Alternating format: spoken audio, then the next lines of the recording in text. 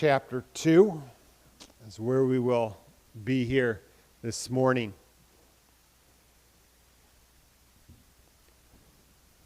Most of you know, I've mentioned before, one of the exercises I like to do in the summertime is I like to climb the big hill on the scenic drive. Some people think I'm crazy for it, but I enjoy it. If you've never been there, I encourage you to go and see it. It's a wonderful sight. Even go climb it and see how it feels to climb up.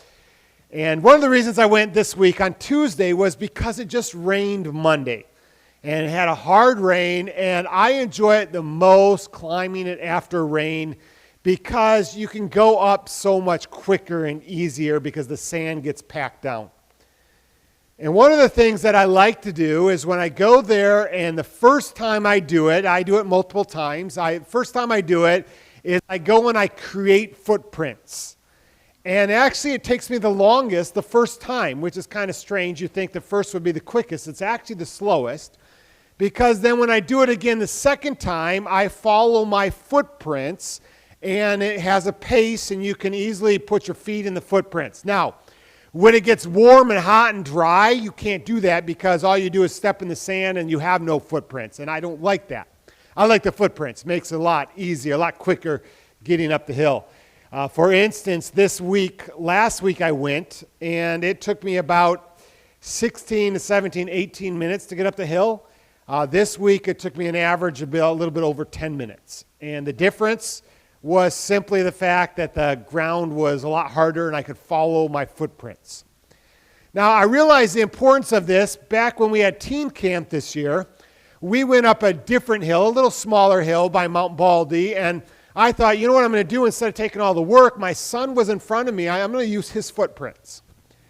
But I realized that my son doesn't walk like in a certain order. He just like has 1 foot over here and 1 foot over there. He just doesn't go straight up the hill. I cannot follow his footprints. And even this time, there were a couple people actually that were there before me on Tuesday, which was kind of surprised because I got there like at 8 in the morning.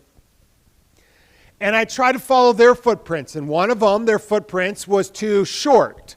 So I just felt like I was taking these little short steps. And another person, their footprints were too long. So when I was trying to step, I got off step, and I found that when I was using my footprints that I set before, it made it so much easier. And I was thinking about that because of the message, one of the verses here in Galatians chapter 2, verse 14. It says, when I saw that their conduct was not in step with the truth of the gospel. And it just kind of came to my mind the importance of being in step, in sync, in this certain order. If you remember here in Galatians, Paul is writing to the churches of Galatia. And one of the struggles they faced was that people came in, probably what was called the Judaizers, and they tried to get the believers to say, fine, you can believe in Jesus Christ, but unless you are circumcised, unless you follow the Old Testament law, unless you follow all the rules and regulations, you can't be right with God. To the point where they're basically saying you truly can't be a follower of God by just following in Jesus alone. You also have to add all these works to what you're doing. And Paul has spent much of this time here in Galatians explaining how God directly revealed to him that salvation was only by faith through the grace of God. He went to the apostles and he confirmed that with the apostles. 14 years later, we saw that he went there for what was called the Jerusalem Council. They met together and say, look, Gentiles don't have to follow the law. Jews don't have to follow the law in order to be right with God. It's only through faith in Jesus Christ.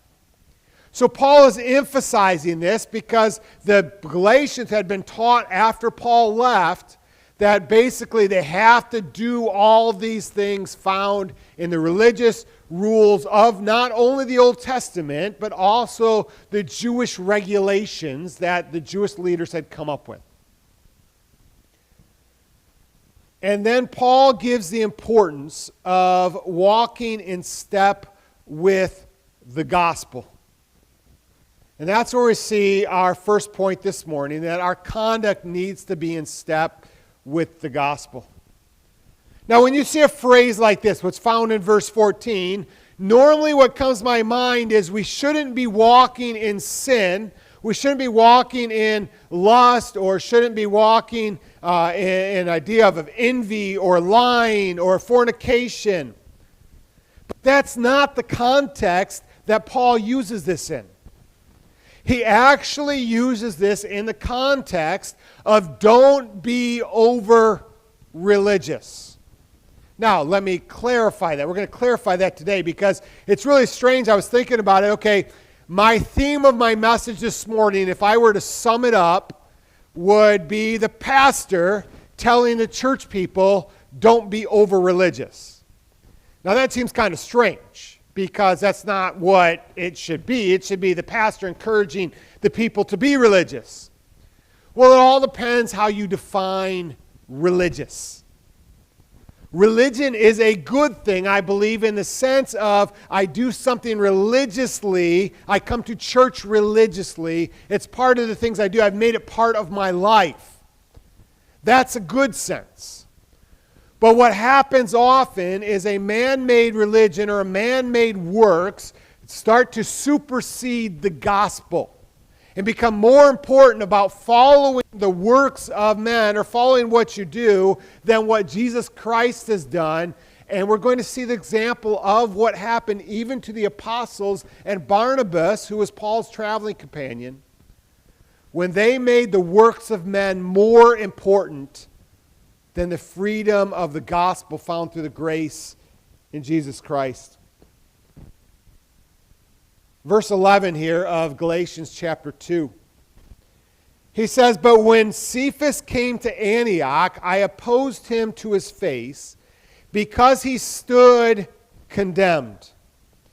Now, anytime I have a chance, I love to pull the maps out. You guys know that. So I just want to give you an idea where Antioch is. We see here at Antioch, it was one of the main bases for the New Testament church to the Gentiles. Often, Paul went to Antioch and he was sent out of Antioch, not really Jerusalem. Jerusalem, the church there was mainly focused on Jews, where the church in Antioch was focused on reaching out to the Gentiles. Now, Peter decides that he's going to go up from Jerusalem to visit the church at Antioch. That was great. Here it is, the Apostle Peter, the one who Jesus Christ himself really helped to be kind of the leader of the apostles. And he goes up there, but yet Paul says, I had to confront Cephas, that was another name for Peter. I had to confront him. Now I want you to think about this. This is Paul having to stand up to the leader of the apostles. It would be like one of us having to stand up, if I, being a pastor, let's say there's a very well-known pastor who's written a lot of books. And the one that comes to my mind, I don't know if you're familiar with him, he just passed away a few months ago, was John MacArthur.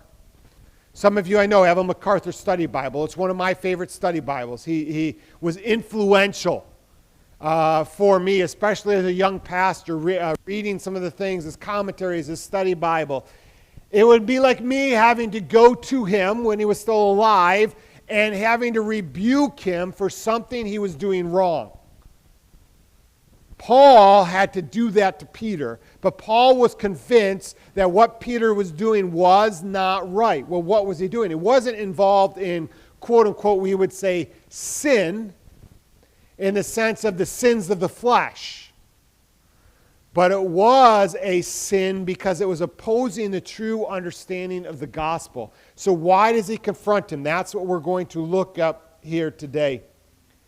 He was confronting him because Peter was letting the fear of man interfere with obedience to God. Look what he does, verse 11. "But when Cephas came to Antioch, I opposed him to his face because he stood condemned. For before certain men came from James, he was eating with the Gentiles. But when they came, he drew back and separated himself, fearing the circumcision party. Now what I want to do is understand what Peter did, and then I want to take time to apply how can this apply to us, because it's a little bit different culture today. So Peter had gone up to Antioch, and Peter was eating with the Gentiles. Remember, Peter had originally